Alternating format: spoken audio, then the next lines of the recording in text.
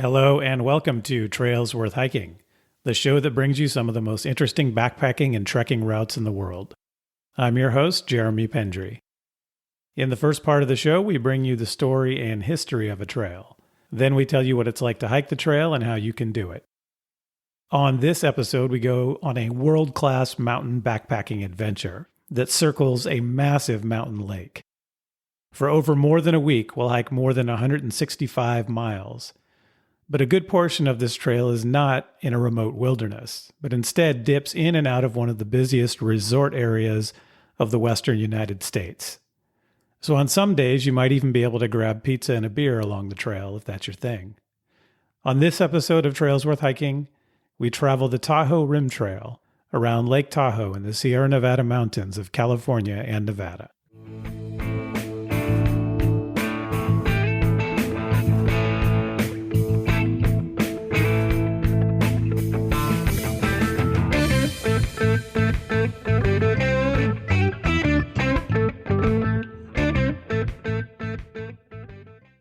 Welcome to the show, everyone. Thank you for joining me.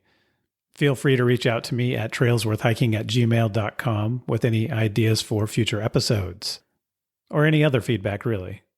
Let's start with our Walking the Walk segment. This is where we give a shout out to listeners who have hiked a trail after listening to an episode about it and were inspired to hike that trail from the show. So I want to mention listener Steven Steiner, who hiked the Rota Vicentina in Portugal, which we covered in episode 10. Stephen was motivated by that episode to go out and hike the trail and recently got back from Portugal. Stephen and his 15-year-old daughter hiked the traditional 4-day route that we talked about on the show. He reports that it's some of the most stunning scenery he's ever seen. And he said he was trying to think of something similar to the Rota Vicentina in the United States. And the only area that was remotely similar in his mind was the Monterey Peninsula here in Northern California, except that the Monterey Peninsula is much more developed here than the Rota.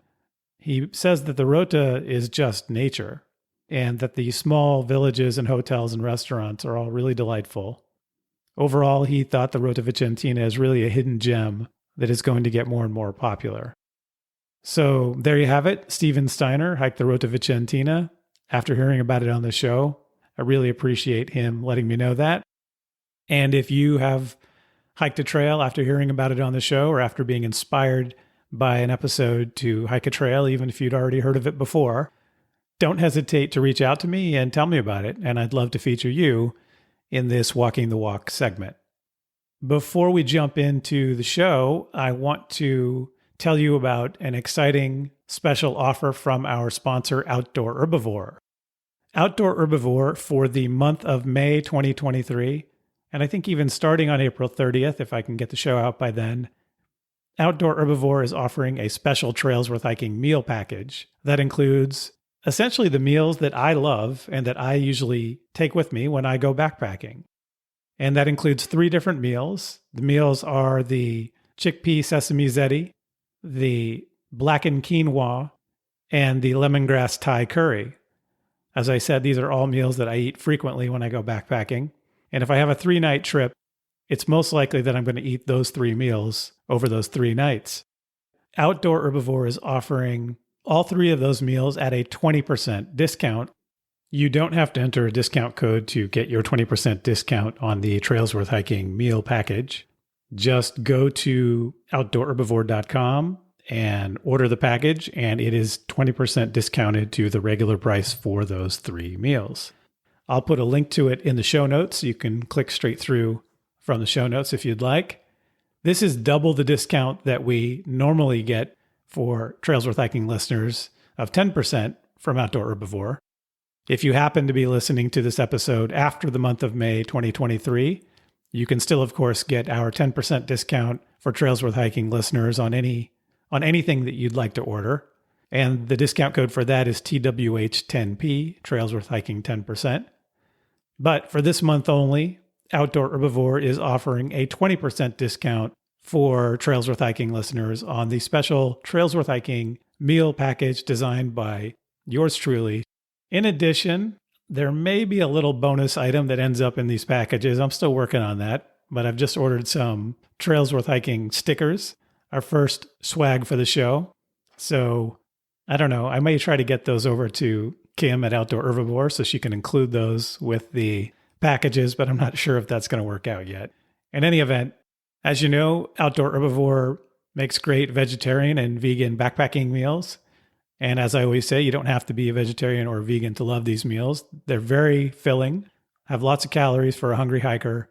They include high quality ingredients, and they're packaged very conveniently so that they can be filled with hot water and sealed on the trail. Your dinner is ready after only 10 minutes of putting in the hot water. Outdoor Herbivore at outdoorherbivore.com. All right, now let's jump into the show. On this episode, my good friend and good friend of the show, Tony Wong, joins me to talk about our hike on the Tahoe Rim Trail in 2009. Yep, 2009. It's been a while since we did this trail, but it was a great hike. And it was really the first really big hike, the first 100-mile plus trail that Tony and I had hiked together. So we had a lot of fun talking about it and reminiscing about this trail. And I think you'll enjoy this conversation. The Lake Tahoe area, which borders California and Nevada in the Sierra Nevada mountains in the eastern part of California, are a mountain range and an area that I really love. It's really my home mountain range and where I grew up going. I have an uncle, my Uncle Larry, that I actually mentioned on the last episode, that lived in the Tahoe area in Incline Village when I was a kid. He doesn't live there anymore, but did at the time. And so pretty much every winter we would go there to go skiing at the ski resorts in the area, and we would stay with my uncle. And so I have a lot of fond memories of the Lake Tahoe area. And I went there a few times in the summer too as a kid, though mostly in the winter, I have to say. So this is kind of a special place for me, and hiking this hike was special because of that. Let's talk about Lake Tahoe. So for those who don't know, Lake Tahoe is a massive alpine lake, as I said, on the border of California and Nevada in the Sierra Nevada mountains. It's the largest alpine lake in North America. In the United States, its volume of water is only exceeded by the volume of water in the Great Lakes in the Midwest. Lake Tahoe is the second deepest lake in the United States, behind Crater Lake, Oregon. It is 1,645 feet deep at its deepest, which is about 500 meters. For context, that is deeper than the Empire State Building is tall. As a result of its depth, the lake never completely freezes over. And also as a result of the massive depth and volume of water here, the water is purer than even distilled water you would buy in the store. Lake Tahoe is 22 miles by 12 miles in size, which is about 35 kilometers by 20 kilometers, and has 72 miles or 116 kilometers of shoreline. It is so far across the lake to the opposite shore that the opposite shore can be below the horizon. The lake is 2/3 in California and 1/3 in Nevada. It was supposed to end up entirely in California, I think, at the time that the borders between the states were drawn, but there was a mapping error by explorer John C. Fremont that carried forward somehow and resulted in the lake being split between the two states. There are more than 60 inlet streams that go into Lake Tahoe, but the Truckee River is the lake's only outlet. And the Truckee flows toward Reno, not west toward the Sacramento and San Francisco area, which is something that I didn't appreciate when I was younger because it's on the sort of northwest shore of the lake where the Truckee River comes out, but it curves around pretty quickly and starts heading east. So it comes out at Tahoe City, which I don't think of as the eastern part of the lake. It's more the northern part of the lake. Interestingly, only about 1/3 of the water that disappears from the lake goes out of the lake via the Truckee River. The rest actually disappears by evaporation. The lake is at 6,223 feet in elevation, or almost 1,900 meters in elevation above sea level, so more than a mile high. The lake has been there for about 2 million years. It was formed by faulting, so it is not a caldera, not volcanic.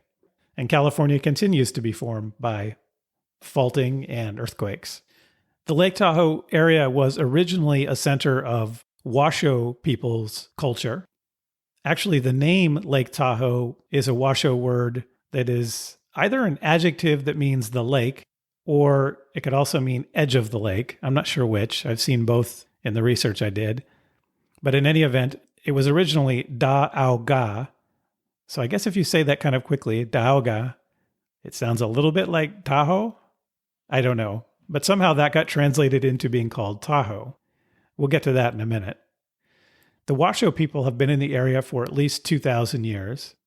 But recently, a mummy and petroglyphs have been found in the area that are much older. And the mummy is dated at almost 10,000 years old. And some of the petroglyphs may be even older than that. So there have been people in the area for quite a long time. The Washoe had different groups that had different traditional summer campsites along the lake. They would spend time at the lake seasonally, I guess a lot like people today do. Washoe mythology had a creature called Ong, who was a giant man-eating bird that lived in the lake.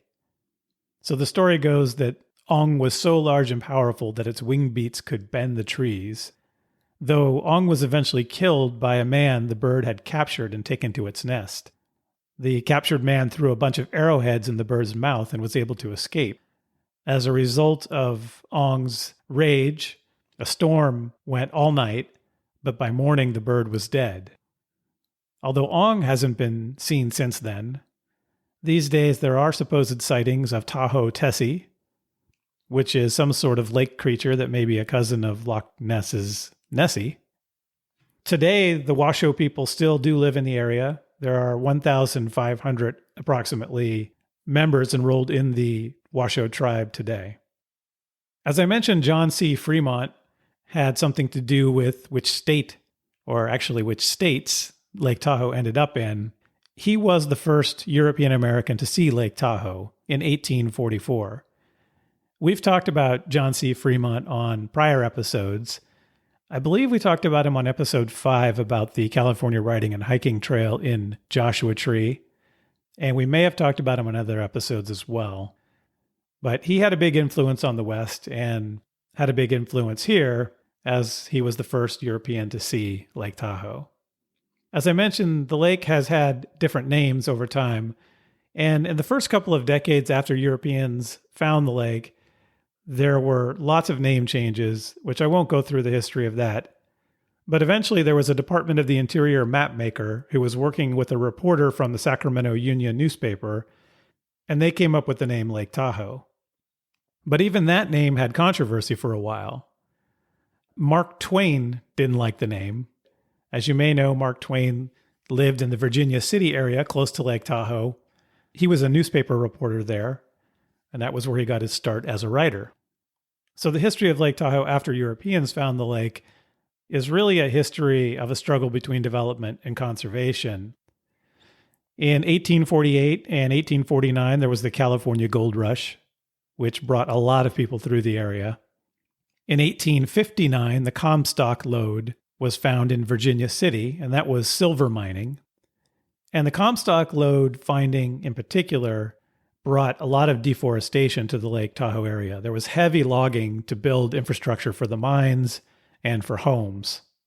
Then in 1869, the Transcontinental Railroad came through. This also had a detrimental impact on the environment. The area has always been kind of a resort area. Resorts were there from early on and have multiplied over the years. Tahoe City, which is the main town on the North Shore, was formed in 1864 as a resort community. In 1888, conservationist John Muir, who we've also talked about on prior episodes, came to the area. By then, the timber had been largely depleted. The railroad had arrived, and even the native cutthroat trout population had been mostly depleted. The devastation that Muir saw when he came to the area inspired him to create the Sierra Club, which is a conservation organization that thrives even today.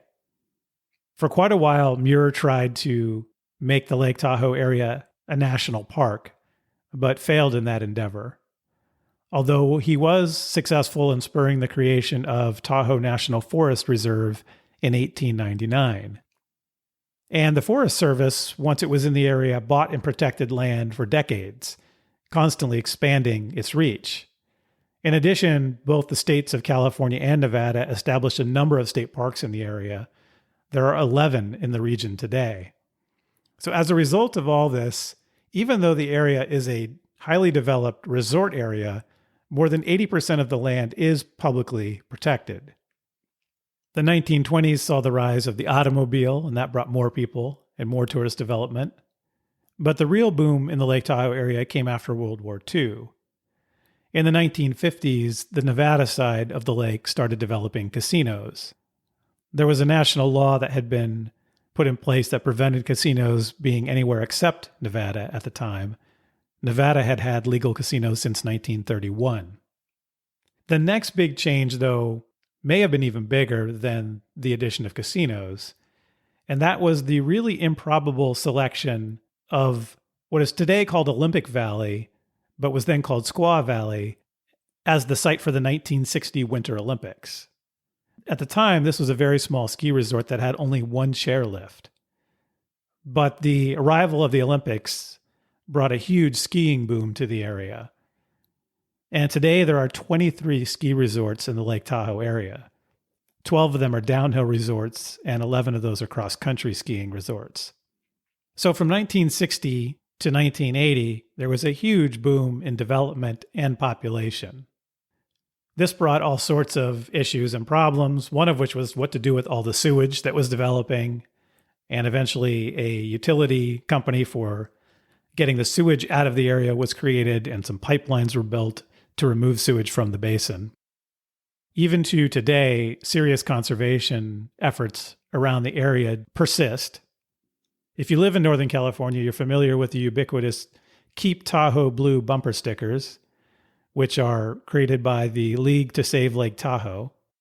And the problem they're trying to address is that the lake has become more, I guess we could call it polluted.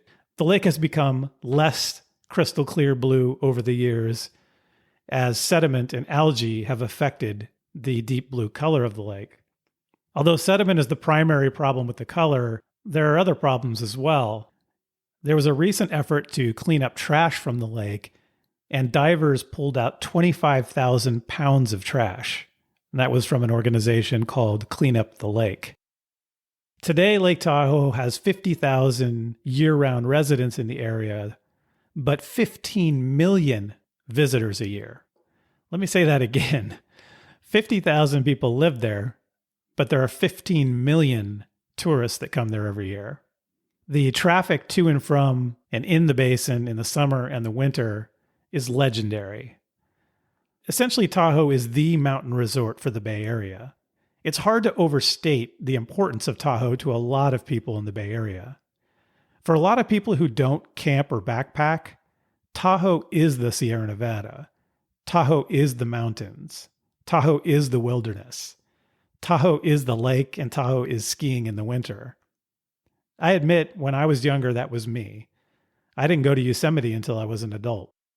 A lot of people I know have a house or condo in Tahoe that they visit regularly and have never been to Yosemite, Sequoia, or Kings Canyon National Parks.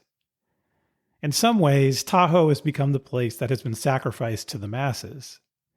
And I have mixed feelings about that.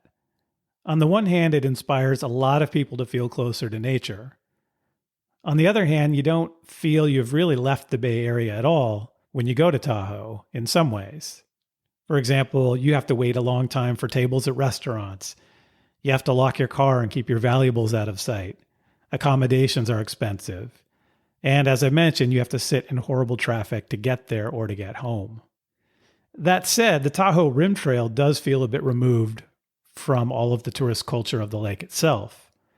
It dips in and out of the developed parts of Tahoe, but mostly stays out of it. You do see more people on the trail than on most Western United States backpacking trips, but that just makes it more like hiking in Europe, where you might dip in and out of towns on a regular basis. So while all the people and the traffic can be frustrating, I do think the Tahoe Rim Trail is really worth it and is a unique experience in the United States. The trail itself was proposed by Glenn Hampton, a recreation officer of the Lake Tahoe Basin Management Unit of the National Forest Service, in 1978, and construction began in 1984. The trail was completed, though, in 2001, almost entirely through volunteer efforts. There were more than 200,000 volunteer hours to build the trail. And in 2003, a good portion of the trail, about 100 miles of it, was designated a national recreation trail, which gives it certain special protection that we've talked about on prior episodes. Not the entire trail, though, because part of the trail actually overlaps with the Pacific Crest Trail, which already has federal protection. So thinking about the area a little bit, this is in the northern Sierra Nevada, which is a beautiful mountainous region, but it's less high in altitude and less severe in incline than some of the granite landscapes of Yosemite, Kings Canyon, and Sequoia National Parks. So I think of it as sort of a gentler part of the Sierra than the southern parts of the Sierra that are more jagged and severe.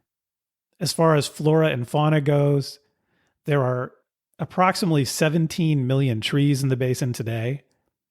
They consist primarily of Jeffrey and ponderosa pine, lodgepole, sugar pine, as well as incense cedar, white fir, and red fir. There are a lot of the same mammals you find throughout the Sierra. Definitely lots of bear and deer, coyotes, squirrels. There are beavers, mountain lions, porcupines, raccoons, and marmots. There are a variety of birds as well: the western tanager, the dark-eyed junco, yellow-headed blackbird, as well as mallard ducks, Canada goose, Steller's jay, bald eagle, red-tailed hawk, hairy woodpecker, and even seagulls. Yes, seagulls, the same ones that you see at ocean beaches, hang out on the beaches of Lake Tahoe. All right, so with that background, I hope you enjoy my conversation with Tony Wong reminiscing about our hike on the Tahoe Rim Trail.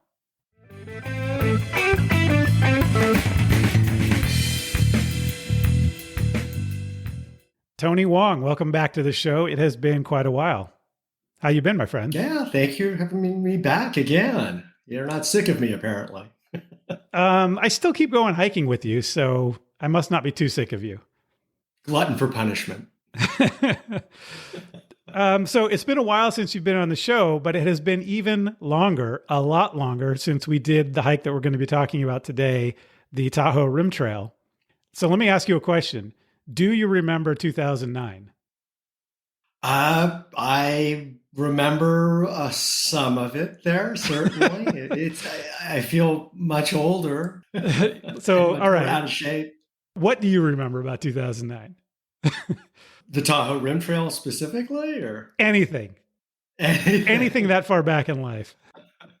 I remember I think it was our training trip for taking on the John Muir Trail. And we did it, I believe, 2 years before we did the John Muir Trail. Yeah, this was an attempt to see if we could handle a really big trail. And it was for a resupply, which we really hadn't done. Yep. And I believe that the Tahoe Rim Trail gave us that opportunity to have 9 days, over 100 miles, with an easy bailout because of the proximity of the trail to civilization or towns. Well, that's good that you remember why we were doing this hike.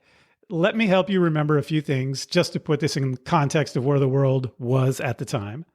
So in 2009, the world was coming out of the financial crisis, the Great Recession. Do you remember that? 2008. Yes. It was cratered. So in 2009 also, Barack Obama was inaugurated as the 44th president of the United States, the first black president of the United States. Lula was president of Brazil. Later, he went to jail for corruption, was later absolved and released, and now is president of Brazil again, 14 years later. So some things don't change that much. We started this hike on July 2nd, 2009. Michael Jackson died on June 25th, 2009, a week before. Wow, we're old. A gallon of gas cost $2.73 at the time. This is something you'll find interesting. There was a pandemic that year, the swine flu. It turned out to be a cute little pandemic compared to what would come a decade later, but there was a pandemic that year. There was this new technology called the smartphone that was taking off. There were these new things called apps that everyone was using on their phones. And Facebook and Twitter were becoming global phenomenon. Google's Android operating system started in 2009. That was the first year that they had Android phones. Instagram did not yet exist in 2009. So there were no Instagrammers out there taking pictures of the Tahoe Rim Trail to post online immediately. That didn't come around until October 2010. And WhatsApp had just launched in January 2009. So the app that everyone communicates with internationally. All right. But on July 2nd, 2009, Jeremy Pendry, Tony Wong, Cameron Kennedy, and Jay Wilkerson set out to hike the Tahoe Rim Trail. And one other thing to mention that has changed, sadly, is that Jay Wilkerson, one of our hiking partners on this trip and on many other trips, is no longer with us. So you and I recently learned that he had passed away in May of 2022. So I want to stop and say a bit about Jay. First, he was a beast of a man. This is a big dude. Jay was over 6 feet. I don't even know if he was 6'4", 6'3", 6'2", whatever it was. He was a big man, built like a truck. And that guy hiked harder and faster than anyone I've ever met. He had kind of a hurry up and wait style that suited his sort of long stride and strength. If you remember, he would often hike ahead of us and then be relaxing and sort of waiting by the time we got to a destination. I think his style of hiking just sort of full out fast is why the four of us hiked so far each day on this trail. We really didn't have any other option when hiking with Jay. But his fast style did lend itself to some peculiar habits that most of us couldn't and didn't want to emulate. He liked to hike an hour or so in the morning and then set up and cook breakfast. Do you remember that? Yes, I do. Ray Jardine style, I think. Oh, is that where he got that from? It's a Ray Jardine thing. Yeah, it's the idea is you just pack up quick and go while it's cold. You're generating heat, right? So, and then you stop after some period of time and you have breakfast on the trail. Which for him worked because he hiked so hard and fast. I think for us, we sort of needed to keep a sort of all-day steady mule-like pace to cover the same ground. Jay also liked to set up his tent in the middle of the afternoon when it was the hottest out and take a nap before finishing the day of hiking, which, you know, the deer and the bears do that. They're pretty smart. They stay out of the heat. We were not that smart. We just kept hiking. But Jay liked to take a nap in the middle of the day, which was an interesting thing to be doing while you're hiking a big trail. For perspective, too, I mean, I believe he played professionally one season with the Rams and was a rugby player in Europe for a number of years. This guy was supremely fit and could easily, I think, walk 4 miles an hour and just leave us in the dust. Yes, you're correct. The Jay had a pretty cool background. He was a football player. He grew up in Huntington Beach, I believe, in Southern California, in Orange County, played linebacker at Fresno State University. And then, as you mentioned, he played for a bit in the NFL. He played on the Los Angeles Rams practice squad in trying to make the NFL team. But after ultimately, he didn't make the NFL team, he ended up playing professional rugby for a long time. When we met Jay, those days were behind him. We met Jay as a suburban dad and an avid backpacker, and he actually lived in the same town that I live in. He had hiked some pretty big hikes in the Sierra Nevada, like the John Muir Trail, and several other sort of big routes that he had created going across the Sierra Nevada. Tell me if I'm wrong about this, but I think we first met Jay through the Backpacking Light website, where Jay was very active in the forums for many, many years and always offering advice to help other hikers out who had questions. Is that how we first came in contact with him? We met him through the BPL or Backpacking Light websites. The forums.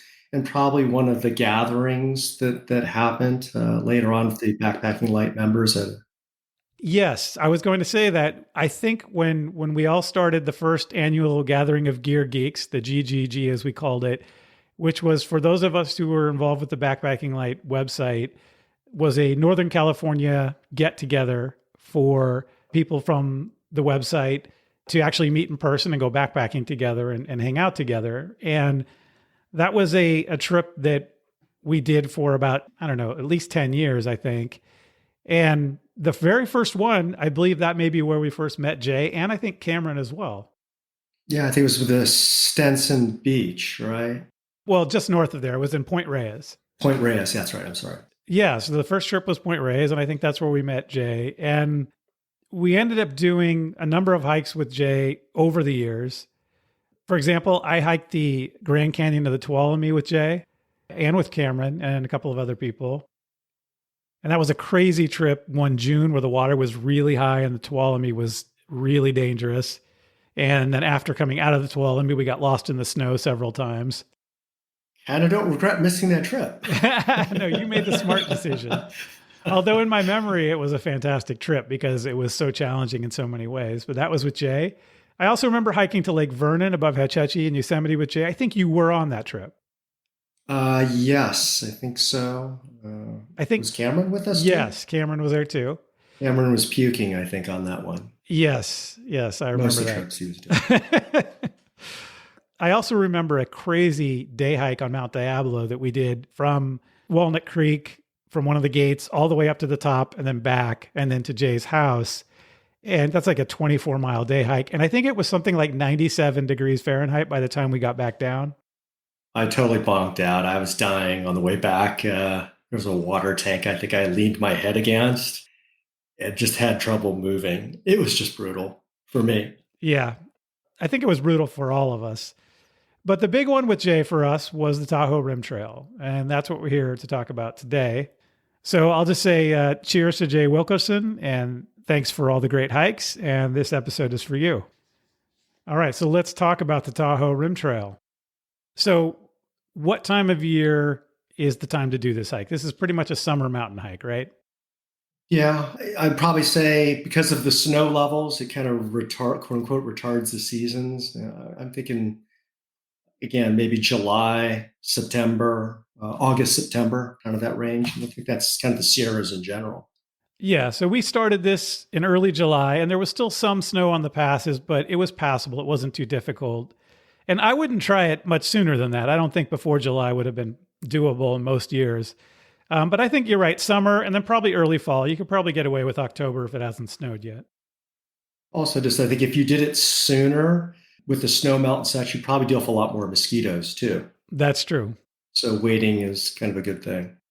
And I think for gear, this is pretty much standard 3-season mountain backpacking gear. And for old time's sake, I'll talk about a little bit about the primary gear I use because I don't use much of this gear anymore, although some of it I still do. I had an MLD, a Mountain Laurel Design super light bivy. I had a homemade bug screen that hung over it to give me some extra room. Do you remember that? Oh, yes, I do. It didn't really work very well. I understand the concept. You just had a stick and you're using our hiking poles to have it cover you like a cake net. Something like that. Just over your head. I had a Go Light quilt for my sleeping bag. I had the MLD Exodus frameless pack, and that one was a truly frameless where it had nothing in it. And I think we used the Gossamer Gear sleeping pads to sort of give it some stability. Foam pads, torso pad plus 1/8 inch thin light pad, full length pad. The suggestion of comfort. Suggestion of comfort is generous. We basically slept on nothing. And I also was using an Esbit stove, which now I'm lazy in my old age and I use purely a canister stove at this point.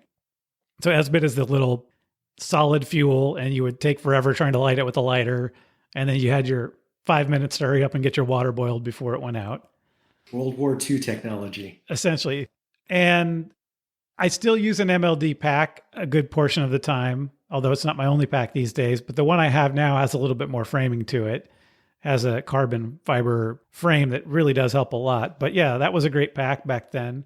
What about you? Anything you remember about gear that's changed in these days? Yeah, I was using a Go Light Jam 2-pack, which was frameless. You know, the Mountain Laurel Design Exodus, I'm using that with the inflatable pad to give it some more structure. The Jam 2 was probably a little lighter than what I have now, which is about 17 ounces, a little more narrow, frankly. I was using the torso pad from Gossamer Gear. That's about 3.5 inch thick and 3 sections just for your torso. The 1/8 inch full length pad. And I would take the Jam 2 pack and put it under my legs because it had a little bit of foam in the back and again, some insulation. I was using the Mountain Laurel Designs Soul Bivy, which is an event bag, which I just stopped using last year. And I was using a canister stove, Pocket Rocket. I think it was what I was using. I wasn't using Esbits. Oh, really? Okay. And now I've gone back to that. But I just bought the Pocket Rocket 2 Pro or something like that. Okay. So we were using pretty lightweight gear at the time, and I think we still use pretty lightweight gear, but I think lightweight gear has evolved where there's a little bit more comfort with the modern lightweight gear. As far as navigation, there's a good Tom Harrison map that covers the Tahoe area and includes the entire Tahoe Rim Trail on one map, which is great.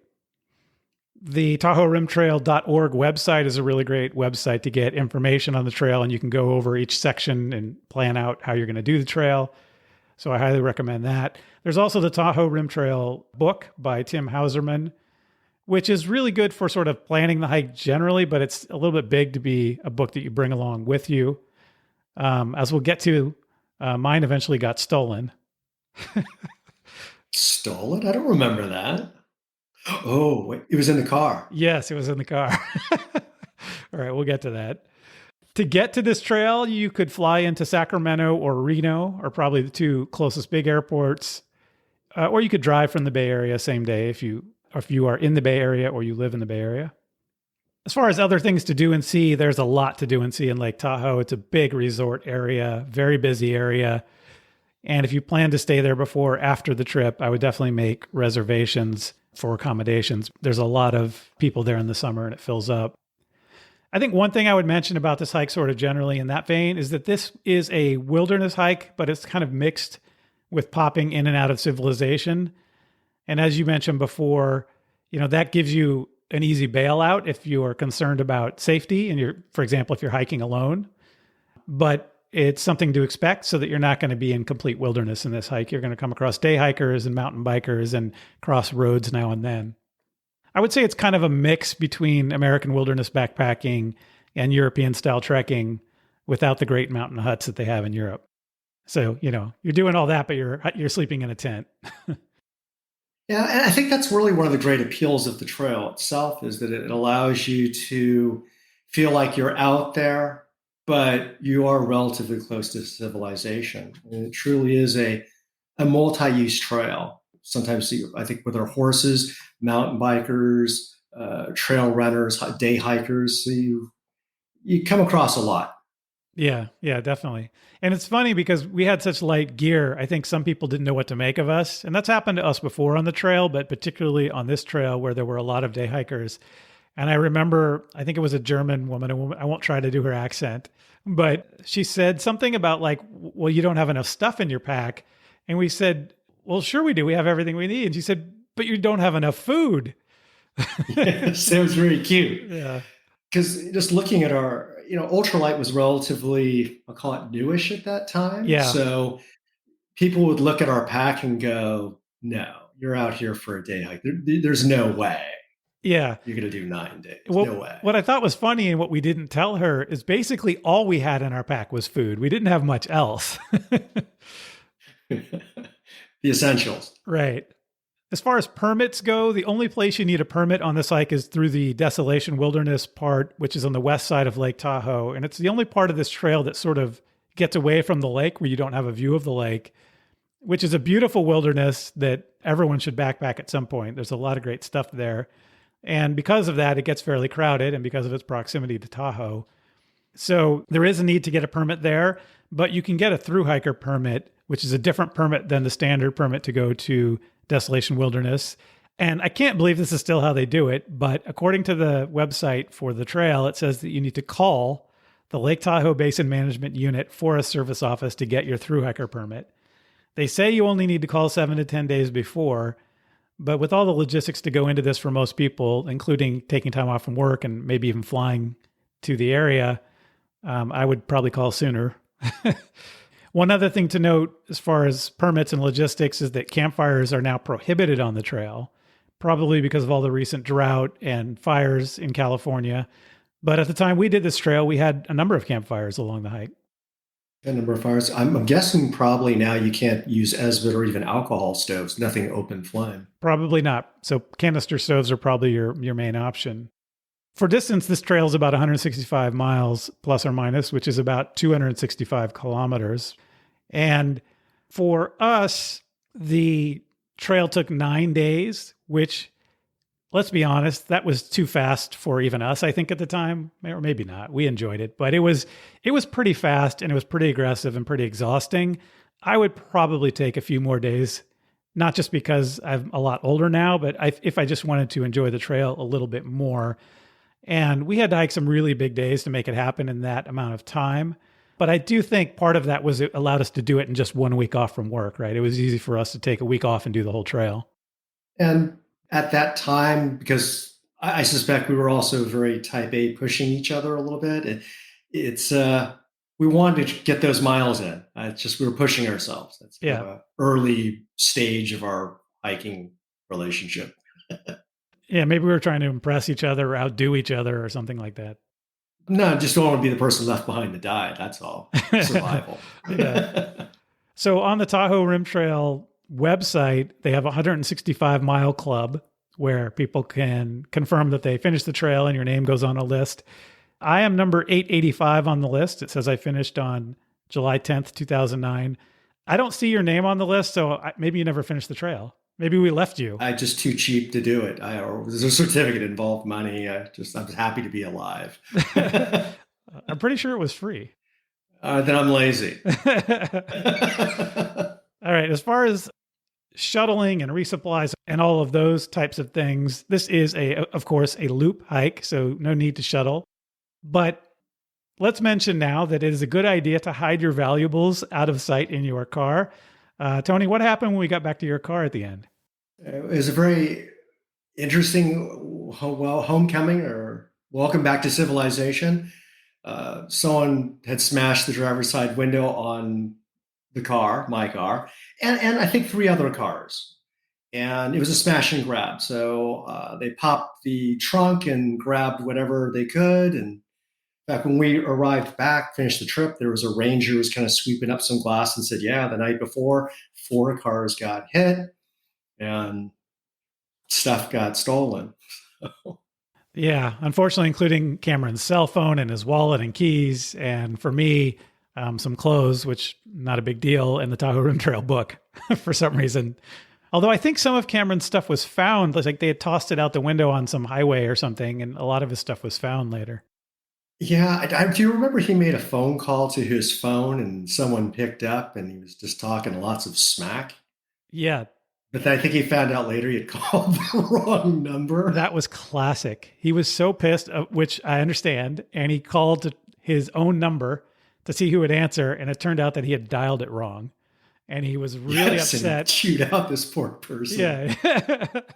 In the parking lot. Right.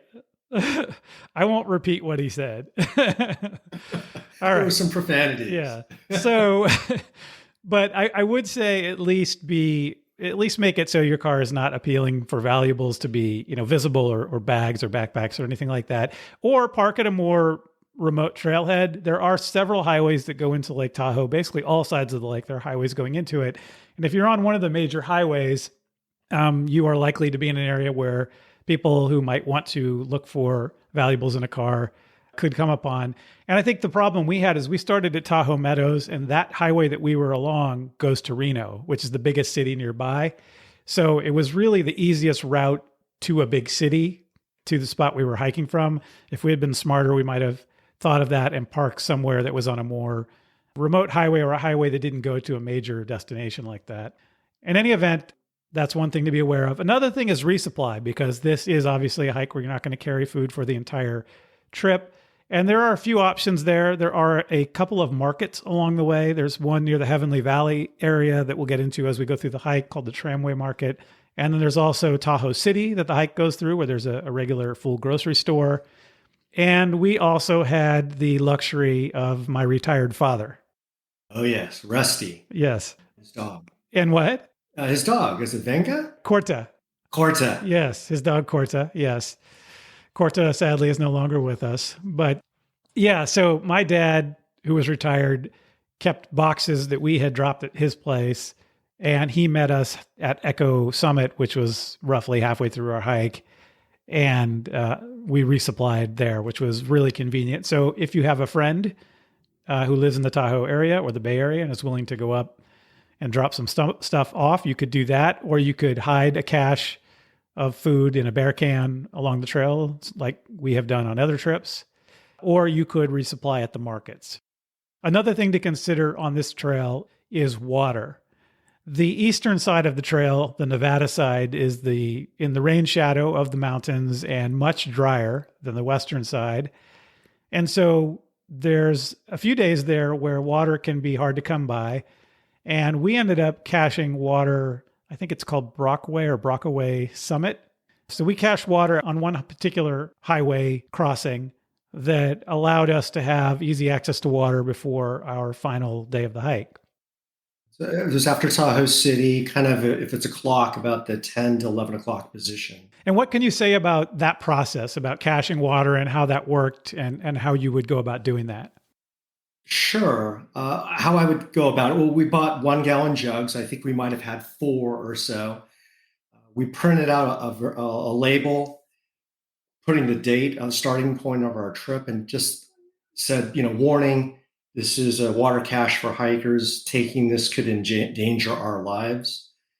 And we put the starting and ending date of our trip, and we set it off the trail to the side. I think we even covered up a little bit of branches, maybe just out of the way. We might have even taken a photograph of what it looked like, so if we had to reference it. Yeah, and I think that's the right way to do it, which is to put it where it's easy to find, but not too easy to find. You want it to be close to the trailhead so you can find it. You don't want to make it so hard to find that you won't be able to find it again. But you also don't want to make it obvious to other people. And also it is good to put a label with your name and the dates and the importance of it on there so that if people do come across it, they don't take it. We taped it over so if it rained on it, that the paper wouldn't get ruined. So just protecting it. I think it's also important to bring a pen. We've done this on other trips as well as this one. If there was excess water, we'd cross it off and just say free water. We left it on the trail. It says, help yourself. Right. Because actually Jay, as we'll talk about, Jay didn't finish the hike with us because he had done that part of the trail on a previous trip. And so we did have extra water when we got to our water cache and we left some of it. And then we would leave it visible. And as you said, cross off our label and say it's free to take so that other hikers could use it. Okay, why don't we go through the hike? You ready for this? Yeah, sure. Memory lane. All right. So your post on Backpacking Light about our hike that you pulled up and sent to me in preparation for this show was over 400 pages, including photos and script.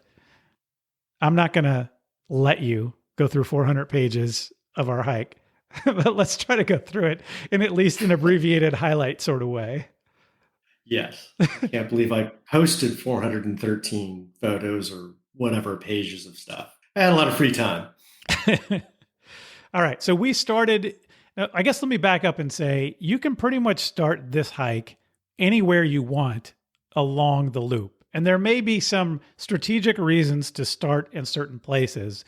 But unlike a lot of loop hikes where there may be only one entrance or maybe two entrances to the area, there really are highways here spread out roughly a day apart in pretty much all the sections except the west side in the Desolation Wilderness section where, you are in a wilderness area where there aren't roads for, 35, 40 miles or something like that. But for the rest of this hike, it's really up to you, I think, how you want to space it out and where you want to put, your resupply, if you just, or how you decide to manage that. Does that sound right? No, I agree. Just because of its proximity, I don't know if I'd want to start maybe at Desolation for the reasons you're talking. It's just by then you're deep into it. So maybe have some experience a few days before that. Okay. So I'll go through our itinerary and keep in mind again that we just picked a starting point that seemed to work for us. And also that the days that we took to hike this was a fairly aggressive pace for a lot of hikers. If you're a solo through hiker in your 20s, our pace was probably slow and you could probably go a lot faster. But I think for most people hiking with friends, our pace was a bit aggressive. And again, I don't think I would be doing this pace today. So we started in Tahoe Meadows and we parked the car there. And that's sort of near Incline Village in the Nevada portion of the hike. I should mention that Lake Tahoe itself is split between California and Nevada, and so is the hike, therefore. We hiked 14 miles that day. We actually drove up that same day. So we drove up the morning and we got started about 11:30 on the trail. We did actually have some thunderstorms on the first day, and I think that turned out to be pretty much it for the entire hike, and it was pretty much beautiful after that. Yeah, that was the only weather we had. It was kind of amazing.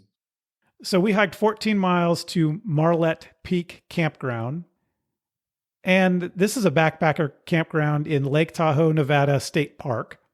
And it's really the only place on the trail, I think, where you have to camp in a designated backpacker campground site, where you actually have a numbered site with a picnic table and all of that. That was the only campground that I remember on the whole trip. I mean, a lot of it was side of the trail type of stuff after that, I believe. So I remember in that campground, we met a couple. The couple said, "Oh, are you hiking the Tahoe Rim Trail too?" And we said, "Yeah." They said, "Oh, great. Well, we'll probably see you tomorrow." And we all looked at each other after they walked away from our campsite and we were like, "We'll never see them again." I remember that. A little bit arrogant on our part, but they were carrying traditional gear and we were just, flying or cocky, thinking, "Oh yeah, we're going to pound out the miles.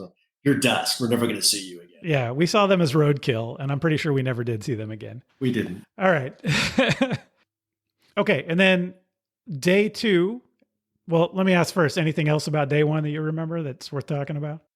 My recollections going through my photos and stuff, the campsite actually had bottled water, oddly enough. I think firewood. Yeah, that's right. Bottled water, firewood, and a pit toilet, I think. Okay, so that's a real campground, essentially, which is a nice feature to have. And it's, even though it's a backpacker campground. All right, on day 2, we went from Marlette Peak Campground, and we ended up camping in a dry camp in a wash about a mile short of Kingsbury Grade North, and that's about a 21-mile day. So let me mention that dry camping is something we have done from time to time. We did a couple times on this trip. And I do think it's a good option in certain circumstances. And basically what you're doing is you're getting to whatever the last water source is on your map. But instead of stopping there earlier in the day, you load up on as much water as you'll need for the evening and for the next morning. And you just keep hiking until you're done hiking. And then you find a spot that looks comfortable to camp and you do it. And you don't need any additional water. So that was what we did that day. So we ended up in a dry camp spot. We did fill up. I think our last spot to fill up was Spooner Lake.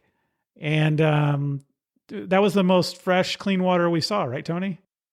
You count the deer standing in the water taking a squat that we could see after we filled up water. Yeah, that's exactly what happened. We got there and we thought, oh, beautiful lake, nice water. We started filling up and then we watched the deer come in and take a pee right in the middle of the lake.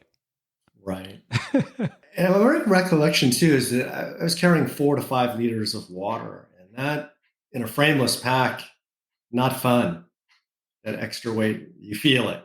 That was after Spooner, after we filled up until we got to camp. Yeah. I don't remember how long we went from Spooner to our camp. So maybe that was a brutal few hours after that. I'm not sure. I don't think it was huge, but I remember it was just a lot of excess weight. You need it. Well, I wouldn't say excess, extra weight. Yeah, but it allowed us to do a dry camp, which gives you that flexibility to camp wherever you feel like it. Yeah. In this case, I think it's just a necessity. You need to, right? Water is life. So if there's no water, so I think the takeaway is make sure you have extra storage capacity to be able to take extra water. Good point. Because there are some dry sections on this trail, it does make sense to have the capacity, even if most of the time you don't need to use it. That might mean taking an extra water bottle that holds another liter or two. All right. Our third day was July 4th. So big holiday here in the US, our Independence Day. And we were about a mile short of Kingsbury Grade North, and we went all the way to Star Lake. And let me comment a little bit there. A few things. One is the Kingsbury Grade North part of the trail At the time, there was only a road. So you basically came off the trail and you had to walk a road in what was a housing development for the Heavenly Valley Ski Resort. And you had to walk 3 miles, I believe, on the road before you got back to trail. If you look at the map today online of the trail, there is a workaround where you can stay on only trail if you'd like to. Although I have to tell you, looking at that workaround, it seems to be longer. And I could see someone deciding to stay on the road anyway because it might be a quicker way to get to the next section. Yeah, my recollection is it was weird, a little surreal going through the homes, but my feet were really hurting because I was wearing trail runners, which do not have a lot of cushion. So walking on hard asphalt, I was happy to be back on the trail. The benefit for all this is we were able to go to it was the Fox and Hound little tramway market. We had some food. Yeah, we stopped at the Fox and Hound pub for breakfast and we had a big breakfast with beers. Yes. And and then there's a tramway market right there next door, I think. And we were able to fill up on a bunch of high quality junk food to pack into our packs. I think we got restocked up on water too. Yeah, I would imagine we did. And I think we had planned to resupply at this market, so we had not carried a ton of food up to that point. And that's another thing you can do when you have a trip like this where there are going to be grocery stores at particular intervals. You can plan for the fact that you're going to hit a grocery store and just take as much food as you need up until that point and then resupply at the grocery store, which we did here. We did that a little bit at Echo Lake. We did that also in Tahoe City. And so there are a few opportunities along this trail to buy some things at a market. Like beer. Like beer, yes. I also have in my notes that we bought fresh lunches there. In other words, the restaurant made to-go lunches for us that we bought. And that allowed us to have a nice fresh lunch along the trail. It was a nice way to break up I won't say monotony, just, you're having fresh food versus dried bars or, dehydrated or freeze-dried food. So having a market, it's just this little extra joy, right? Something fresh. If you want an orange or whatever, it's like Christmas every day. It does feel like that when you get to a market, when you've been eating freeze-dried food and snack bars up till that point. We stopped fairly early this day, about 3:30 in the afternoon. And according to my notes, that was the earliest we stopped on the entire trip. And we took some time to clean up at Star Lake and swim in the lake and relax. And I remember this evening very well as just a really enjoyable evening, sitting by a big campfire and watching the fireworks down in the far distance at South Lake Tahoe for the 4th of July celebration while we were off in the wilderness at camp by a lake, but where we could still see them. Yeah, my recollection was, I don't know if we were on a ridge or just if you went to one side of the campsite, you could look down and see the city and the fireworks. You walk the other way, you wouldn't even know there was a city down there, out in the middle of nowhere. Yeah. Wonderful. Yeah, it was cool. All right, so that was day 3, ending at Star Lake. Day 4, we went from Star Lake to Showers Lake, which is about 21 miles. Man, Tony, we were just pumping out the miles on these days. I could not pull this off today. I'm telling you that right now. It's too much testosterone. Those 4 guys, something to try to prove to themselves, and we're just going for it. Speaking of just going for it and people that can do big mileage, this is the day where we connected at the very end of our day with the PCT, with the Pacific Crest Trail, which is the trail that goes all the way from the Mexican border to the Canadian border. And we started coming across PCT hikers because we timed it, I think by accident really, at a time when these hikers were coming through this area. Because if you think of the way the PCT works, they all generally start around the same time. So it has a little bit of this sort of traveling circus effect where the most of the people are kind of bunched up over, a period of time and coming through the same area. And we hit it right when the PCT people were coming through. So we met quite a few. And Showers Lake, where we camped, there were a number of PCT hikers camped there. But it was kind of cool to meet some of these people. Very humbling. I mean, at that point, I was kind of thinking, oh, we're kind of hot stuff. We're just kind of pulling off these miles. We're doing really well. These people are doing like 25, 35 miles a day, carrying heavier and just running us down. We were the roadkill. Yeah, we became the roadkill. And At this point, they had hiked about 1,100 miles, I believe, by the time they had gotten to where we were. And we had hiked, I don't know, 50 miles. Like we hadn't, we were still kind of getting our feet wet, and they were well into a major, major hike. I remember on that section there was a young woman going solo, kind of wearing maybe a dress or almost a sari, and she was behind us, and she ran us down. I admit I was trying to speed up a little bit to try to say, "Oh, I'm going to stay ahead." She just crushed us. It was quite humbling. Yeah, quite yeah. humbling. And do you remember that you met twins that had trail names? And that's something that PCT hikers tend to have, which is a name that they go by while they're on the trail, sort of leave their regular identity behind and become a separate identity on the trail. And I think their names were, do you remember what their names were? Danger Snake and Time Cop? Yes, Time Cop and Danger Snake. So if they're out there, cheers to Time Cop and Danger Snake. They were twins who were hiking the trail together that we ran into then. And I think you talked quite a bit with them. I think they had done the AT, Appalachian Trail, and then kind of got the thru hiker bug and decided, oh, let's do the PCT just for giggles. Yeah, yeah.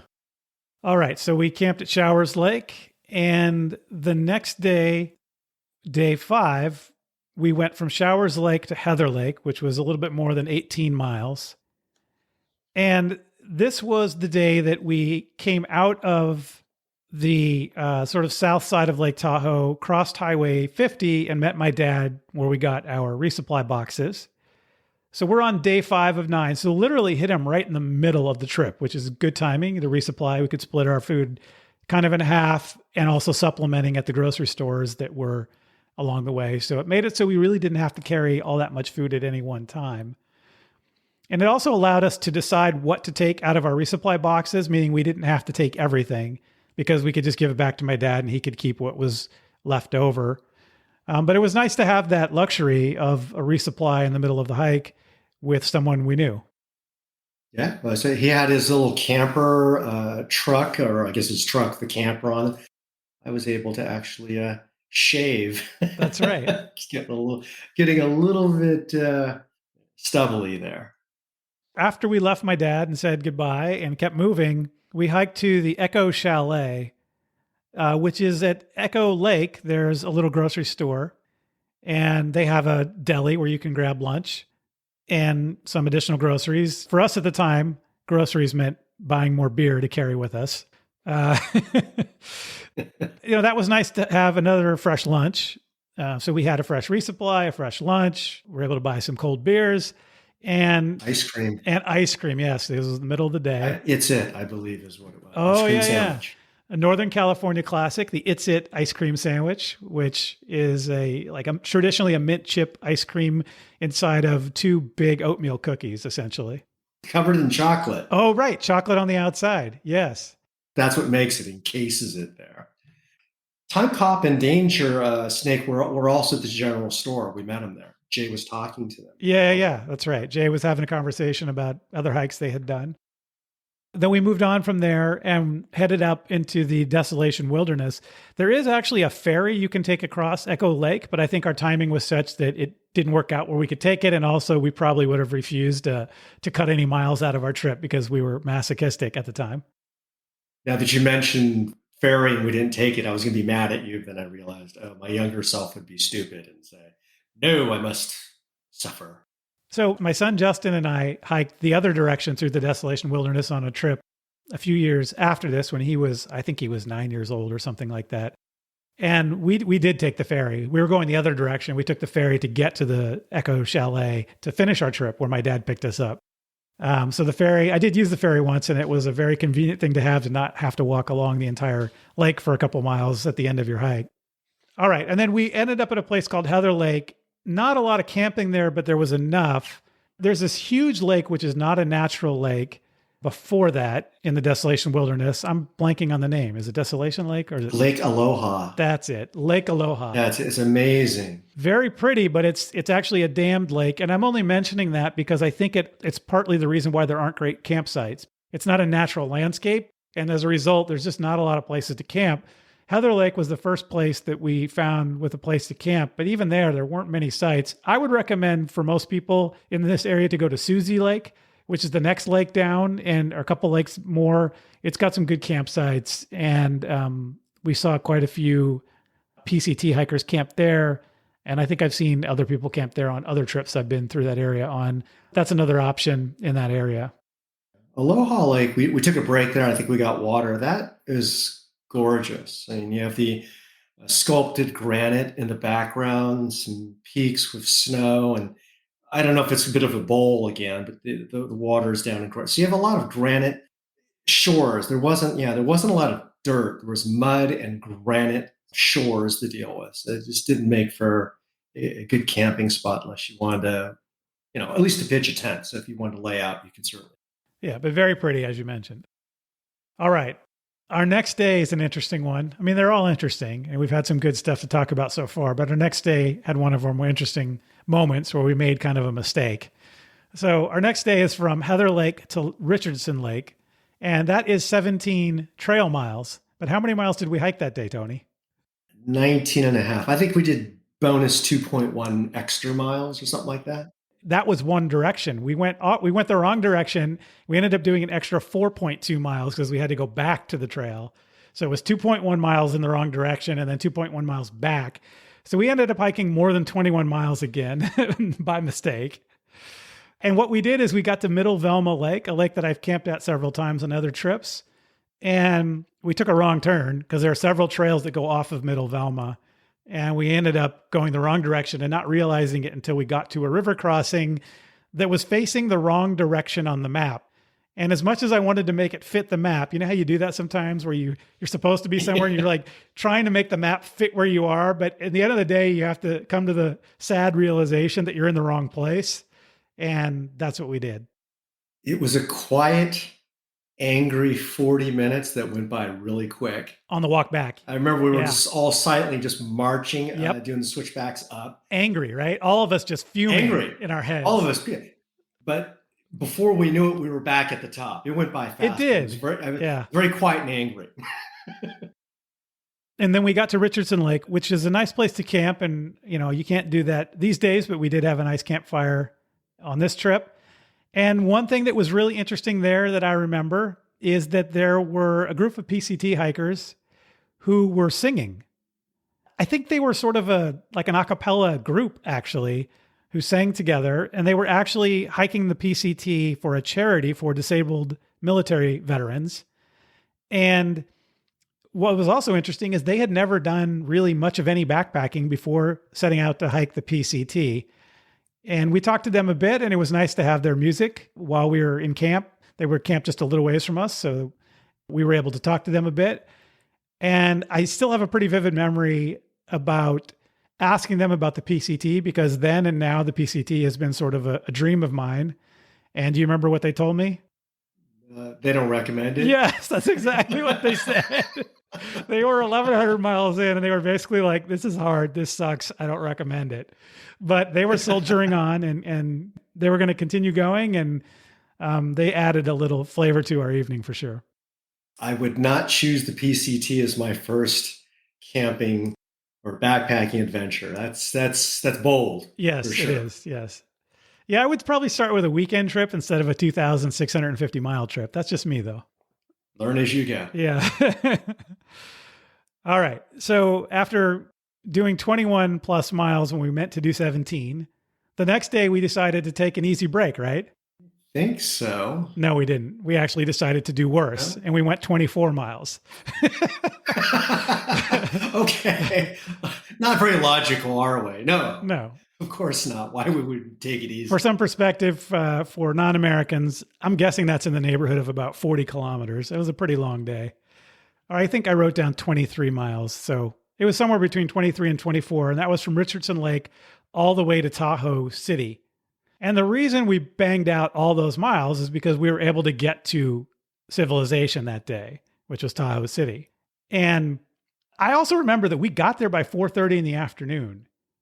So we must have left. We were motivated. Beer and pizza. Beer and pizza. We were motivated. We had to leave early, and we banged it out. We got all the way to Tahoe City. And Then we had a little debate about what we were going to do for the evening. Do you remember how that went? Well, also before that, wasn't that also the afternoon where either after lunch or something, Jay just kind of popped in his headphones and started hiking off, and we didn't see him for the rest of the day, right? Yeah, that's true. And he had done that and would do that in the future on other hikes, but hadn't really done that yet on this hike. And again, as we talked about, Jay just had such a faster pace than all of us that it made sense for him to hike ahead. Cameron and you and I are pretty similar in height, and so our strides are pretty similar. But Jay is just such a bigger guy that for him, hiking at our pace was probably painfully boring.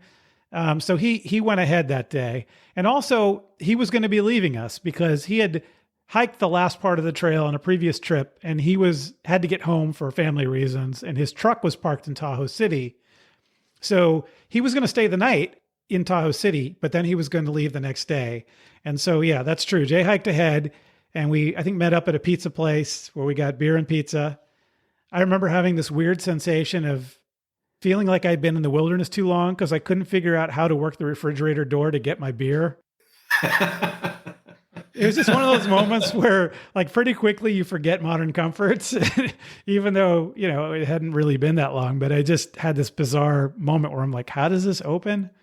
And then you and Cameron and I were trying to decide whether we should continue on after refilling at the grocery store and camp in the wilderness, or whether we could actually get a motel room for the night and stay in Tahoe City. And I think part of it was funny about that was that Cameron had this sort of purist view of what a hike is, that you really need to be camping the whole time. And I had this view of, we walked over 100 miles to get here. We've earned it. We walked into this town. It's not like somebody gave us a ride here. And, which proved to be my method of doing things later in future years when I've done hikes in Europe and the hike we did in Nepal, where it's perfectly fine, in my view, to stay in whatever accommodations are available if you've actually hiked to get there. Yeah, I don't think there's anything necessarily wrong. I mean, I can understand the viewpoint of being, you want to stay on the trail the whole time, but that was awesome. I remember going into the room, there was a shower. Basically, I just kicked off my shoes and walked into the shower and just turned on the water, and just dirt, dust, and mud was just draining down me. It was so nice to be clean, but I was also very aware of just my clothing. I was so dirty. Yeah. So you went into this, to be clear about what you're saying, you walked into the shower fully clothed. Yes. And I just said, you know what? I'm going to, let's cut out the middleman. I'm going to wash this stuff and wear it. Just forget it. And hot water was glorious, but I felt very dried out. There's weird things that I remember, like after 100 miles, because I've never done a trip like that, this many long. My skin was just drying out and getting chafed. I had zip-off convertible pants, and underneath where it connects, there was an extra flap of fabric, and it had chafed my inner thigh raw. And that's not something I would have known about unless you did 100 miles, right? Just that experience. I'd never done it before. Yeah, yeah. So it's those things that, it's one of those things that over time builds up that you don't know unless you're on a hike of that length of time can build up. And so where you might be less careful on a shorter hike about things about, like, for example, what kind of underwear you're wearing, or, whether the shoes are perfect. On a longer hike, it can be a problem. And we can talk about this after we get through all the days. But for me, for example, I had a ton of blisters on this hike and my feet were a mess. And again, you and I hadn't done this kind of length at that time. We have done several long trips since then, but at this time, this was new to us. I think we had done a 70-mile trip like the High Sierra Trail a couple of years before, but we hadn't done a trip of this distance. And so little things start to become a problem if they're not right. I also remember that evening that we got a nice chance to go in the hot tub at the motel, which was perfect. Yes, I remember. I think that you guys were already there. I was maybe the last to get showered up, but I was walking with a bath towel around and underwear through the parking lot, some sandals, and probably people going, "Who is this homeless guy walking through here?" Yeah. And I should say, as I mentioned at the beginning of the show, Tahoe in the summer, it's not easy to find a place to stay, but a motel, not the most preferred accommodations for most vacationers, did have a room, or had at least a couple rooms for the four of us. And that really worked out. So looking for something like an old motel might be your best bet if you're showing up in a resort town. So we said goodbye to Jay, and the next day, you and Cameron and I set out to continue the hike. This is now day 8 of the trip. And we went from Tahoe City to about a mile or so past Brockway Summit, which is about 20 miles. So we go from a 23-mile day to a 20-mile day. After a 21-mile day, the day before that. So we're basically on our third straight day of 20 miles plus. And this was the day that we had cached water at Brockway Summit. So we actually hiked 19 miles all the way to Brockway Summit, and then we loaded up on water, and we were able to dry camp again without much of a problem. Really, after we just got sufficiently away from the summit, from the road, we found the first great spot that was wide open and set up camp. Yeah, I remember that. It was nice open space. It was just nice. It felt clean, and yeah, it just felt good. And then our last day, day 9, July 10th, 2009, we went back to Tahoe Meadows, which was another 18 miles, so still a full day of hiking. And we staggered into the finish line, only to be immediately jolted back into real life when we saw your car had been broken into, which we've already talked about. And then we drove into town for post-hike celebratory beers and tacos, if I remember correctly, before the drive home. Yeah. We were on Mount Rose, correct? Yeah, on the last day, we went through the Mount Rose Wilderness. And your timing was impeccable. It was gorgeous.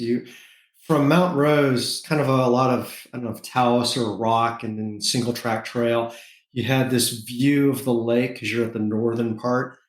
And all the, I'll say like springtime flowers, just because again, the snow kind of retards the season, full bloom. Yeah. Purples and reds and yellows. It was gorgeous. It's gorgeous, the wildflowers. We just got lucky. Good timing, good planning. Yeah, I had called ahead to make sure that they would make sure the wildflowers are blooming for us. Do you remember the father and son that we met almost to the parking lot to the end? Yes. So, yeah, they saw Cameron, and Cameron had been wearing a white, was it Rail Riders shirt? Rail Riders shirt. It was a family though. That's the father.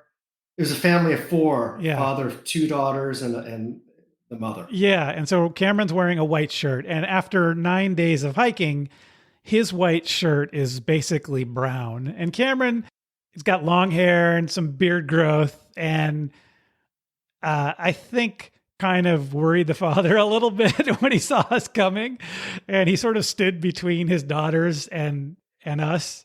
Oh, he saw Cameron, who was leading the way, and then instinctively just stepped in front of his children, Yeah, his young daughters, yeah, to protect him from the scary mountain man. Yeah, remember he had a white golf visor. Yeah, early on in the trip, just a day or so in, he just threw stuff down. He had a little ditty bag and poured it all out in the dirt. Found a needle and thread, had a camp towel, and just sewed it onto the back to create this little neck cover. Yeah. Yeah, I get it. He was kind of a scary mountain man guy. She said his shirt was actually a few ounces heavier after the trip was done because it was saturated with dirt. That's right. He weighed it. Yes. That's funny. Even after you washed it, it was physically heavier. That is hilarious. And we also jokingly, I mean, this might give you another full picture or a fuller picture of Cameron. We called him Yard Sale as his trail name because every time we had a break on the trail for like a snack or anything, his entire pack would end up opened up all over the ground. There would be stuff everywhere, like he was having a garage sale for someone. I don't know. He just definitely a fun person to hike with and an interesting character. Really enjoyed hiking with him on this trip, but that was a funny moment there toward the end where just the accumulation of dirt, as you said, caused this father to instinctively try to protect his children as we walk by. Have we talked about how him going ultralight, but actually was heavier than his first backpacking trip? No, we haven't mentioned that, but that's a pretty funny story as well. Well, his first backpacking trip, he didn't know it was a backpacking trip. He just had some friends, maybe he was in university. He says, oh yeah, we're going to go on a camping trip for, 4 days or so. And he's thinking it's car camping. So he went to the market, got some food. He had a paper bag. He had a wool blanket. And he showed up. And then his friends are like, wait, this is a backpacking trip. And he's like, okay, sure.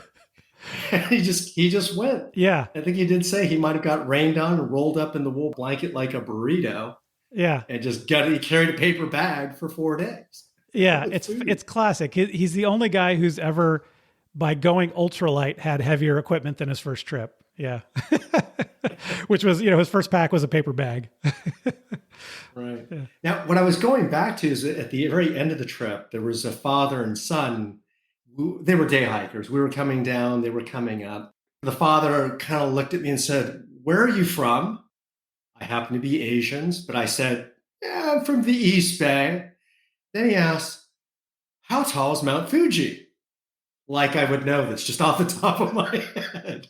But it was just kind of a funny moment going back into civilization. That's Yeah. all. Today they would call that moment actionable. You'd sue somebody for that today. In 2009, it was still pretty offensive.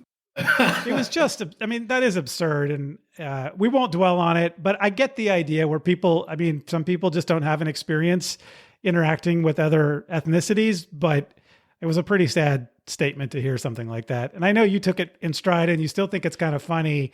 I think a lot of people would not have reacted that way. I grew up in a predominantly white community without other minorities. So my life, I've been used to this. So I just take it in stride. All right. I had forgotten that, but now that you say it, I do remember it. So, Tony, looking back on this, why is this a trail that other people should consider hiking? Besides the fact that it's still in I'd say the Sierras, the scenery is absolutely amazing. It's, I think, a great trip that I will say safely allows you to do long distances, experience resupply with an option to bail out effectively at any time because your proximity to towns and civilization. So it makes it a good training trip. I think, again, why we chose it. And it has a variety of challenges. Some dry camping, some very areas like desolation, very wet and beautiful. Some that are more forested, and some that are more rocky and Spartan. So you get a lot of variety. I know for me, I grew up going to Tahoe quite a bit, mostly in the winter to go skiing, but even in the summer sometimes. And I had lots of memories of it. And I've always said that there is no better way to get to know an area than to see it on foot. And for me, that's what this was. This was like a sort of throwback to my childhood and a way to really explore something that I had grown up with. And I also found it to be kind of bizarre, like almost like I was a secret agent, like walking around this massive tourist destination, but walking through the forest and sort of occasionally popping in and out of the forest and not really being part of the regular tourist activities of the lake area of the resort kind of feel, but being sort of on the fringe of it, which I thought was kind of cool. And as you said, it's also an incredibly beautiful area, both with there's constant views of Lake Tahoe, which is just an astoundingly beautiful lake, and the Desolation Wilderness section, which has its own, sort of mountain granite beauty. And as Cameron said to us at the time, it is also cool to walk around something you can see from space. Oh, yeah. I kind of jokingly bitched at you or complained a bit saying, you know what? This kind of sucks. I keep seeing the same lake everywhere we go. This is a terrible trip. What about a special moment? Was there a special moment for you as you look back on this trip? I don't know. I think the special moment, particularly going back through the photos, was early on in the trip on the eastern side, which was kind of dry, where we had a gorgeous, fiery orange sunset. We were all sitting on the rocks and logs, just looking over the lake and the sun. And it was just what I call a perfect moment. You were tired in a good way because you put in some good miles. You just had the satisfaction and you got to see the sunset with just all of us sitting there, not saying a word, just enjoying that beauty. I agree with that. That may have been on the night that was 4th of July. And for me, that night was the moment that sticks with me the most that I described earlier about seeing those fireworks off in the distance, but also being apart from it and being out in the wilderness while we're seeing that. And sharing that moment with some good friends. And it's even more of a special moment now that one of those friends is gone because, it's not something that can be repeated, that group of people in that spot. So for me, that was pretty cool. Is there anything you've learned or changed about how you do hiking or your gear or anything that this trip really taught you?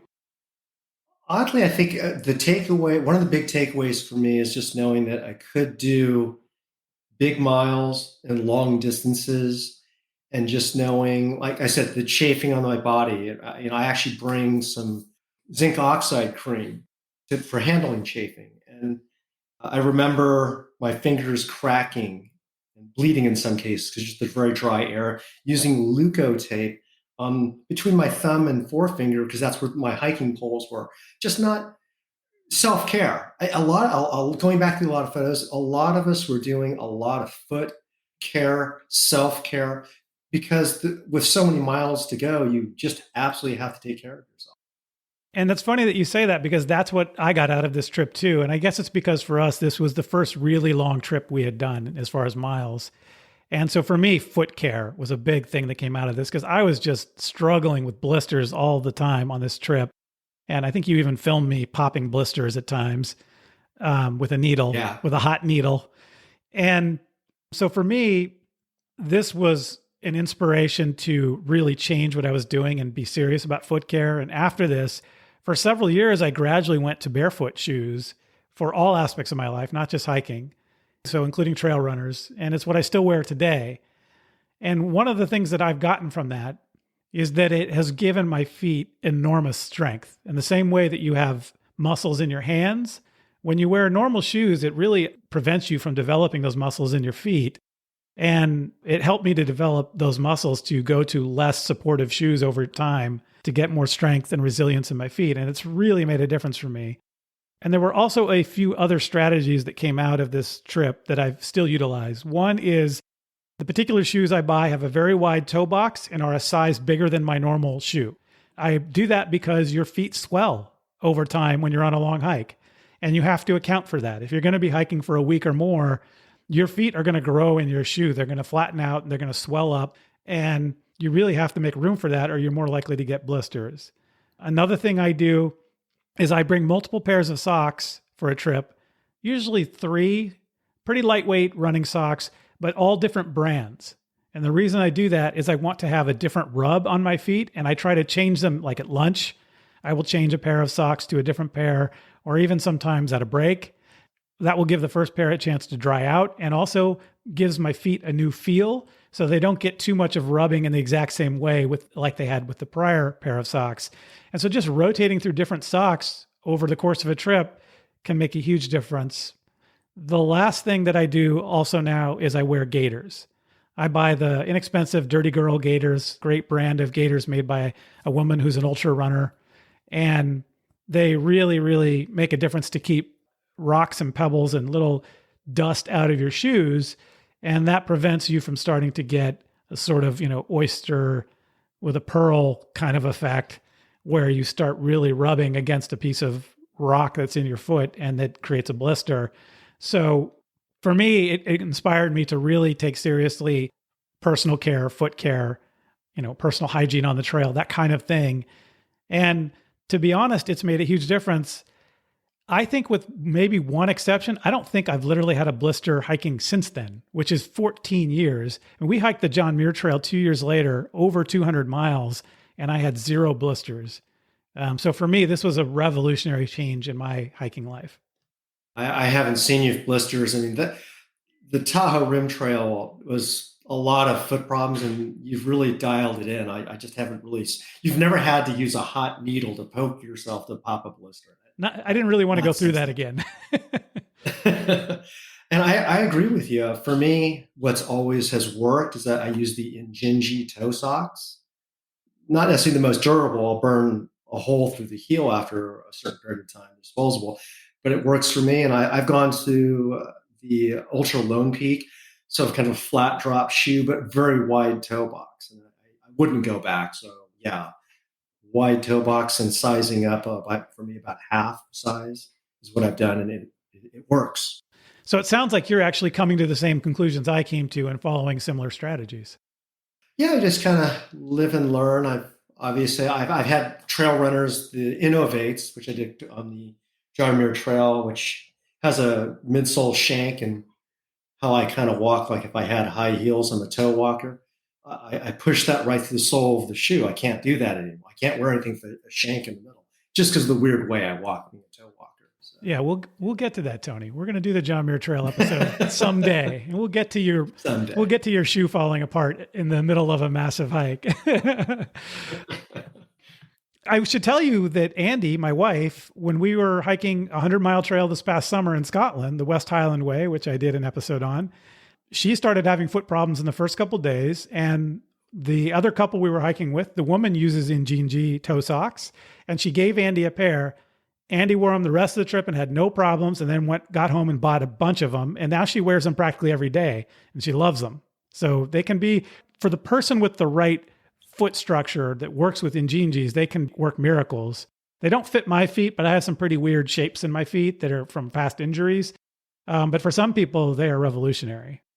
It takes a little getting used to because you're wearing like a glove on your foot. Each toe is encapsulated, which is great for the rubbing, but it is a little weird to get adjusted to, which I have. But for some people, it's really weird. All right, Tony, I think we've exhausted the Tahoe Rim Trail. But while I have you, I've got a few more questions for you. What is either the next hike on your list, or just give me a hike or two from your bucket list? Is there something out there that you really want to hike that you haven't hiked yet? I actually might be doing the Camino in Spain. My mother-in-law wants to do about 60 or 70 miles of that when she turns 70. That is cool. I don't know if I have the right name, but it's the Camino. The Camino de Santiago. Yeah. Yeah. So I want to do that. I mean, after doing our trip in Nepal, I'd like to do some more treks. I'd like to get out this year, just take my wife. She's had some hip problems, but I also changed my setup, following in your footstep. I went off the bivy. I have a Tarp tent Aeon Lie 17-ounce one-person tent. I've got an Uber Light inflatable mattress I got off the foam pad. I've changed, and a pillow. A lot of my setup has changed, shelter and sleeping. Thinking about those changes, is there a particular piece of gear that you're really liking? You used that tent when we went on a hike this past September, and it seemed to work out pretty well. I've been using the bivy probably since 2008, and it's worked really well. But I got frustrated with one of our trips that we took back. It was Ruby Crest Trail or Ruby Ridge Crest Trail. Ruby Crest Trail, yeah, Nevada. I got rained on because I was too lazy to put up the tarp. And I dragged it underneath the base of a tree, trying to stay dry, and I was fighting off water getting in. And I had a 1-inch blowhole on the zipper for most of that night. I was getting pissed at myself. And then for essentially 1 ounce heavier or even slightly lighter than that setup that I had with tarp and bivy, I have a full shelter. I don't have to worry about headspace. It's just, I wanted to move on to something else where I had more space and didn't have to worry about wet condensation on my sleeping bag, or I should say quilt. So I think that's kind of a new thing for me, especially for the weight. I'm like, why? Yeah. Well, that's great. I have switched, as you know, over the last several years from a bivy back to a tent, although I use, a tent that's not freestanding like the one you're talking about. I use the Z-Packs Duplex, which allows me to have 2 people in it. So with my son or my daughter or my wife, which I've done on all 3 of them at different trips, I've had each of them in there. And actually my father one time on a trip too. And also it's not that heavy for me to take solo. So it's only a few ounces heavier than the one you have, but allows room for 2 or 1. 21 ounces and you have a palace. Yeah, exactly. It's a palace for one person. So yeah, I've gone that direction too. And I think the gear has gotten better, like you say, among ultralight gear, so that lightweight tents like that do basically match the performance for the weight of, bivvies, or exceed the performance considering that you have a fully enclosed tent. So yeah, that's cool. And that sounds like you are evolving a bit with your gear setup. One more question. If you were someone who's never done a 100-mile plus hike, and thinking back now, you've done several of these. You did the hike with me in Nepal. We've done the John Muir Trail together. We did the Tahoe Rim Trail together. And we did a pretty significant section of the PCT together of about 135 miles. If someone's thinking about for the first time doing a hike of that distance, any thoughts about things that they should be thinking about? They might have concerns or worries about trying to go that length of a hike in one go. What would you say to them?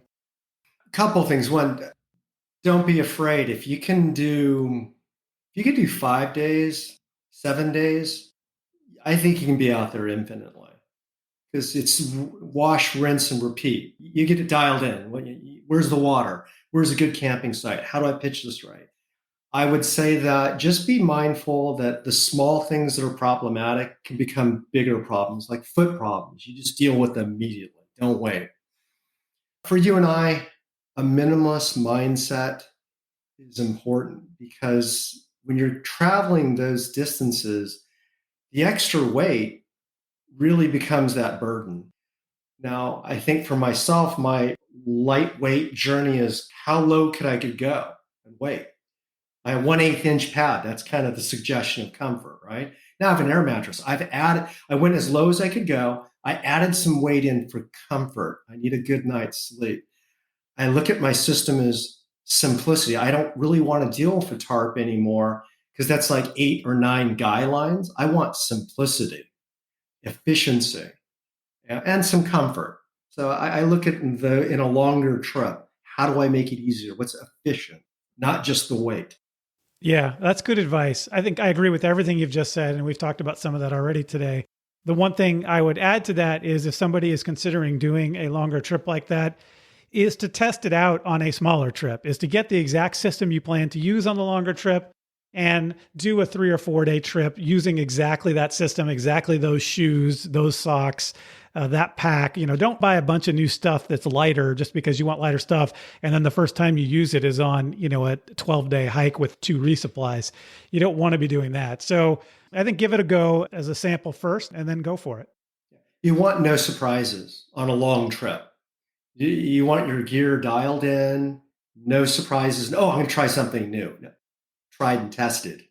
Because when you're 50 miles or 80 miles out in the middle of nowhere, if there's a problem, that you don't want to find that out then. Yeah. And not only that, but you say no surprises. I think no surprises under your control. Like there will be surprises. Right, under your gear. The weather will give you a surprise. The animals will give you a surprise. Your body will give you surprises. I guess the idea is minimize those things or minimize the other surprises. Don't create your own problems. Exactly. So that you can deal with the ones that come at you anyway. Because as we've learned on a lot of trips, there's always something that goes wrong. There's always something that happens you didn't expect. There's the trip that on the first night of camping on an 8-day trip that you and I did on the PCT, I left my spoon on a rock and I ended up using 2 tent stakes as chopsticks for several days until we came across somebody that had a plastic spork I could use that they got at Jack in the Box or Taco Bell or something. And, and I was able to use that for a few more days until it cracked. But, those kinds of things are going to happen. So I think you're absolutely right. Don't let it be surprises that you can control. Fix the things that, make sure you've tested the gear you're going to use. And once you've tested that gear, you'll feel comfortable going out there. I think you got it. There's going to be taking on a long adventure. There are always going to be these challenges, all right, from the weather to how your body reacts, possible small injuries. You don't want to have your gear, which I think you can control with experience and time of using it. Just avoid that variable. Yep. All right, Tony. Thank you for coming on the show. Great to talk to you about the Tahoe Rim Trail. And I look forward to talking to you on a future show about the John Muir Trail. And I think we're going to do a gear episode at some point. We've talked about some of it here, but I think we should do that. I think people would enjoy that too. Sure. Gear geeking. What you do when you're not hiking. Yep. All right, buddy. Good to talk to you. Thank you. You take care.